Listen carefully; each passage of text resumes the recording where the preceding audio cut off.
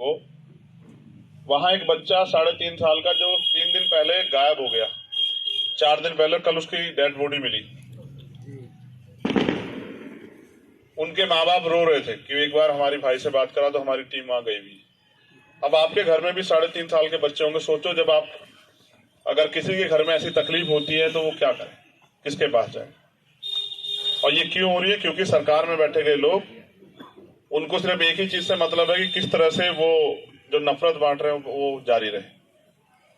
अगर इस मुल्क में अपने लोगों की रक्षा सुरक्षा करनी और हक अधिकार बचा के रखने हैं, जो आजादी मिली है उसको जिंदा रखना है, तो फिर हमें लड़ना पड़ेगा। अगर हम ये सोचें कि घर बैठ के कुछ मिल जाएगा तो इतना आसान नहीं। आप देखो जिनसे मुकाबला कर रहे हो 5 बजे शाखा लगाते हैं अन्याय के खिलाफ लड़ाई में, जो जेल में रहा। और 6x10 की एक कोठरी में मैंने 16 महीने बिताए, इस उम्मीद के साथ कि जब मैं बाहर जाऊंगा तो ये अन्याय जो मैंने साथ किसी और के साथ ना हो, इसलिए लड़ूं।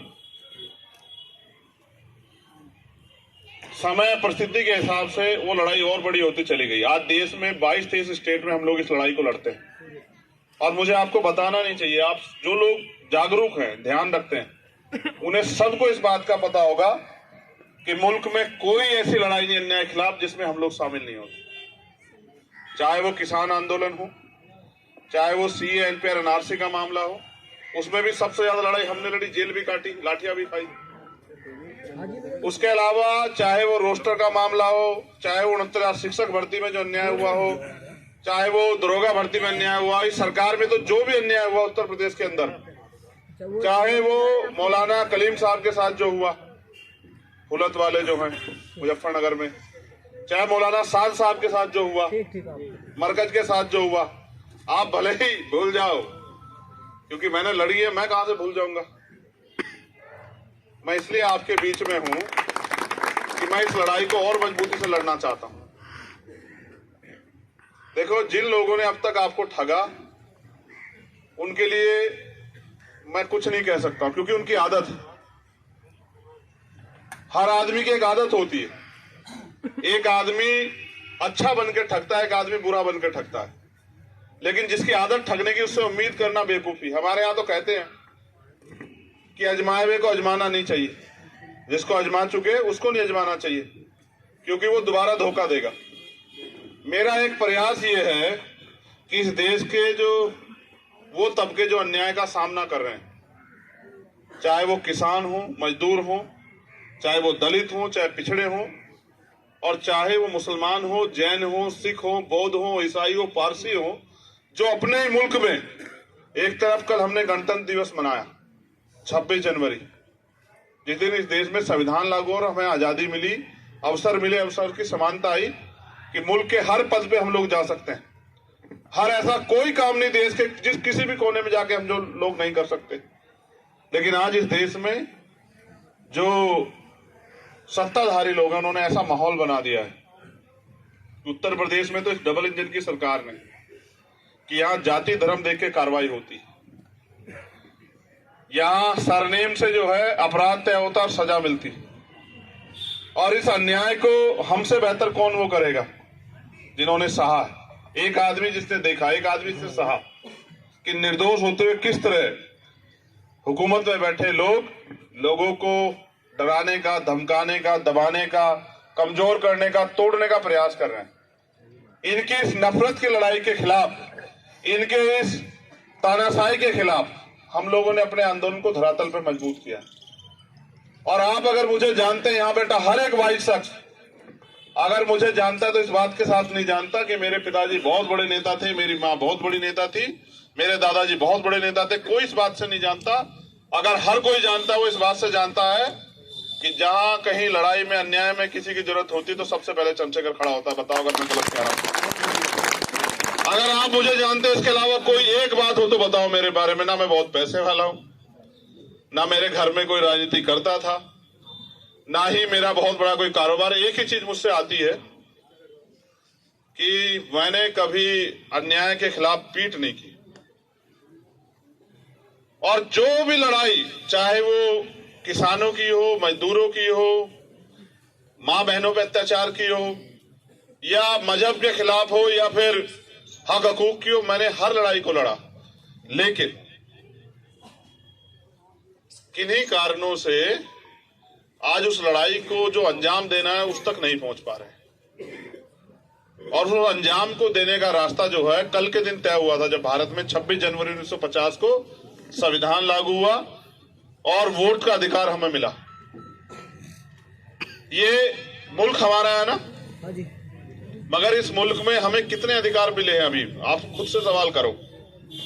जिन अधिकारों के साथ मुल्क को बनाने वालों ने, मुल्क को आजाद दिलाने वालों ने कुर्बानियां दी थी, शहादतें दी थी, कई तहरीक है, इसमें रुमाल तहरीक में उसमें से एक, उनके हिस्से में इस देश में आया क्या अभी? क्या किसान को उसकी फसल का उचित दाम मिल रहा है? क्या यहां धार्मिक रूप से आप अपने उपासनाओं को, अपनी प्रार्थनाओं को, अपने कार्यक्रमों को करने की आजादी मिल रही है इस देश में? क्या इस देश में सरकारें भाईचारा बढ़ा रही हैं? क्या इस देश में नौजवानों को रोजगार मिल रहा है? क्या इस देश में महंगाई, जिसके सपने लेके सरकार के लोग आए थे बड़े बड़े वादे करके, क्या वो खत्म हो गई है? एक चीज तो मिली कि पहले अगर किसी के साथ कोई अन्याय होता था, कोई तकलीफ में होता तो दूसरा उसका हाथ पकड़ता था। अब अगर अन्याय होता है या कोई सड़क पे आप देखना किसी के साथ कोई हादसा हो जाए तो ये कहते हुए भी डर लगता है कहीं ऐसा ना हो इसी में कोई इल्जाम लग जाए हमारे ऊपर। आज ऐसे हालात हो गए। और जब रिजल्ट आता है, देखो जितने झूठ फैला लो आप, जैसे मरकज का मामला था, इन्होंने पूरा झूठ फैला, पूरा कोरोना घेर दिया कि साहब मरकज से कोरोना वो हो गया, और जी भर के गालियां दी, जी भर के अपमान किया, और फिर जब कोर्ट का आदेश आया तो पता लगा मरकज का कोई रोल ही नहीं। अब इसका जवाब कौन देगा भाई? उसकी वजह से जो नुकसान हुआ उसका जवाब कौन देगा? देखो ताकतवर लोगों को फिर भी कुछ ना हो, समीर भाई बिल्कुल सच कह रहा हूं, लेकिन कहीं भी अन्याय होता है, ये नफरत फैलती है तो उसका सामना गरीब आदमी को करना पड़ता है, जिसके पास कुछ नहीं, जो सड़क पर निकलता है इस काम से कि अपने बच्चों का पेट भरेगा, और वो शिकार हो जाता है इनकी नफरत का। लेकिन क्योंकि अगर उनकी बात को, अगर जो सवाल उनके दिल में उसका जवाब नहीं मिलेगा तो फिर क्या मजेदारी। मेरा काम करने का तरीका तो आपको अभी दिख जाएगा 1 साल में। इसके लिए आपको 10-20 साल इंतजार थोड़ा ही करने हैं। आपने तो ऐसे लोगों को भी बना दिया जिनकी शक्लें भी आपने नहीं देखी, उनको ढूंढते फिरते हैं आप कहाँ मिलेंगे। बताओ बनाया नहीं बना बताओ। और उनसे काम कह दोगे तो वो कहेंगे क्यों किस बात का काम? अब मैं कह रहा हूं ऊपर वाले से डर के, वो कुदरत जिसको आप जिस भी नाम से मानते हैं, ईश्वर, अल्लाह, ईसा मसीह या किसी भी नाम से आप उसको मानते हैं, मैं उससे डर के बात कह रहा हूं कि बिजनौर का नाम अगर पूरे देश को याद ना हो जाए काम के मामले में, तब मुझे देखो मैं कोई विरासती तो नहीं हूं साहब कि एक बार के बाद, आप मेरी उम्र भी देख लो, मुझे ऐसा तो नहीं कि इसके बाद घर बैठ जाना है भाई। अगर मैं घर बैठ जाऊंगा तो फिर इस आंदोलन को चलाएगा कौन? मैं तो इस आंदोलन को चलाने के लिए आऊं। अच्छा ये भी नहीं पता कल क्या होगा, ये भी तय नहीं है। अभी इन्होंने मेरी गाड़ी पे हमला करा, आपने देखा होगा यहाँ क्यों करा ये नहीं पता आपको।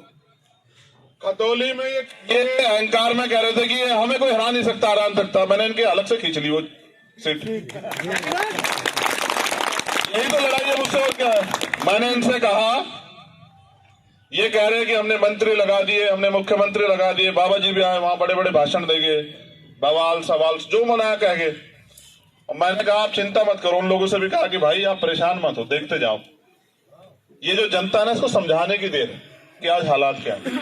मैं आपसे पूछ रहा हूं, इस नफरत में कोई रोजगार कर लेगा क्या बाहर जाके? आप बताओ। और हम जो नफरत बांट रहे हैं, कल इसका सामना हमें नहीं करना पड़ेगा क्या?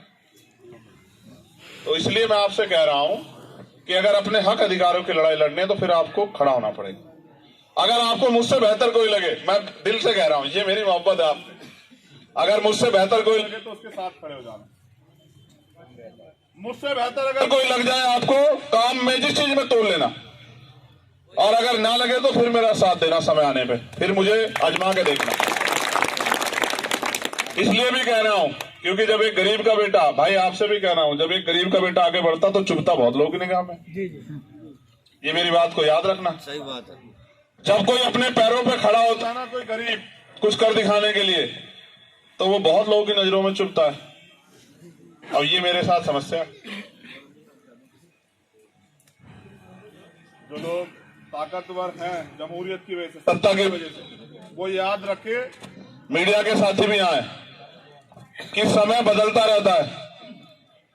आज आपका है, कल हमारे लोगों का भी होगा। आप देखना, इसी प्रदेश में होगा। और एक ऐसा समय आएगा कि इंसान को मजहब की वजह से, धर्म की वजह से, पशु की वजह से सताया नहीं जाएगा उत्तर प्रदेश में। और सब लोगों को अपने कारोबार, तरक्की, आगे बढ़ने का अवसर मिलेगा। मेरा एक संदेश भी अगर आप कहो तो दे दूं, कारोबार तो कराओ, लेकिन इस देश के सिस्टम में भी आओ, नौकरियों में आओ। जब हम उस सिस्टम का हिस्सा हो जाते हैं ना, तब कुछ चीजें ऐसी हो जाती हैं कि कुछ अन्याय अगर हमारे खिलाफ हो रहा होता तो हम पे कुछ होता है, हमारी बात रखने वाला भी कोई होता है। हम इसको अगर नकारना चाहते हैं, इसे नकार के हम इस देश में अपने पैरों में नहीं खड़े हो सकते। तालीम स्वीकार करो। आज अगर एक IAS IPS बनता है तो क्या वो कितने लोगों के लिए वो रास्ते खोलता है, बताओ। अभी एक बेटी गई है इसरो में, एक बेटी इसरो में गई है, और बहुत गरीब परिवार से, और वहां जाके वो जो भी इस काम को आगे बढ़ाएगी, उससे क्या समाज का सम्मान नहीं बढ़ेगा? देखो, कामयाबी बोलती है ना। मैं क्रिकेट बहुत देखता हूं। अभी एक प्लेयर है मोहम्मद सिराज, वो उस दिन वाला मैच पूरा हार गए थे। तुम कितना भी देखो, यहां नफरत फैला लो, अकेले सिराज के दम पे उस दिन वो मैच जीते। तो मैं ये पूछ रहा था कि सिराज का सम्मान कैसे करोगे? नफरत बांटने वाले बताओ, इस सिराज का सम्मान कैसे करोगे? हमारे मुल्क की पहचान है हमारी ये विविधता, अनेक धर्म, अनेक खान पीन, अनेक तरह का व्यवहार। इसको तोड़ने का प्रयास कर रहे हैं लोग, इनको हमें एकजुट होकर रोकना। तो बस मैं आपसे अपील करूंगा कि अभी तो मैं इस लड़ाई को लड़ रहा हूं, अभी तो और 6 महीने 8 महीने काम देखते रहो, जो सरकार में बैठ के लोग नहीं करते, जो बहुत ताकतवर लोग नहीं करते, वो मैं बिना पद के और बिना सरकार के करने के लिए लड़ रहा हूं, और करके दिखाऊंगा। और जब अगर ऐसा अवसर आ जाए तो फिर आपके ऊपर है। अगर मैं अकेला आके यहां लग जाऊंगा तो जो लड़ाई पूरे देश में लड़नी है, किसानों की, कमेरों की, मजदूरों की, नौजवानों की, बच्चियों की, वालिदाओं की, वो लड़ाई कमजोर पड़ जाएगी। अगर सब लोगों से जाके मिलूंगा तो चीजें यहां के खराब होंगी। बाकी आप बताओ, मुझे तो कोई इसमें भी दिक्कत नहीं है, लेकिन आप सोचो, जहां मेरी जरूरत है अगर वहां मैं नहीं हुआ तो जो लोग मुझसे उम्मीद रखते हैं उनको तकलीफ नहीं होगी। मैं इस लड़ाई को भले बिजनौर से शुरुआत करूंगा, लेकिन इस लड़ाई को मुझे दिल्ली लेके जाना है। तो बिजनौर में नहीं रोकनी है। इसलिए नहीं रोकनी है क्योंकि ये लड़ाई दिल्ली जाके ही समाप्त हो सकती है। मेहनत बहुत करूंगा, ईमानदारी के अलावा कुछ आता नहीं है, कुछ कमाया नहीं है, ना कमाने की इच्छा। एक ही चीज आती है कि आप मेरे जाने के बाद भी मुझे याद रखो, आज यहां के बाद भी और जब इस दुनिया से जाऊंगा तब भी। इतना ही कमाना है बस। देखो, अगर इंसान हो के, मैंने वहां कहा पिछले उसमें, अगर इंसान हो के और इंसान के दर्द पे आपको तकलीफ नहीं है तो फिर आप इंसान नहीं। और आज के जो हालात हैं, जो लोग इंसान की तकलीफ पे हंस रहे हैं, उनसे ज्यादा उम्मीदें नहीं बची। अब तो अपनी ताकत बनाइए और अपनी ताकत से अपने आने वाले रास्ते खोलिए, इसके बारे में सोचिए। मैं महाराष्ट्र से लौटा, कुछ किताबें लाया हूं वहां से, एक बड़े अच्छे अधिकारी उन्होंने दी, और उन किताबों का अध्ययन ये कहता है कि जब भी थोड़ा सा रंग मेहनत से चढ़ता है, थोड़ा सा रंग, तभी कुछ ना कुछ माहौल ऐसा देश में करके उस रंग को उतार दिया जाता है। ये एक साजिश है, इसका हिस्सा नहीं बनना है। इसलिए बहुत बहुत शुक्रिया जिन लोगों साथियों ने प्रोग्राम कराया, जिन लोगों ने इतनी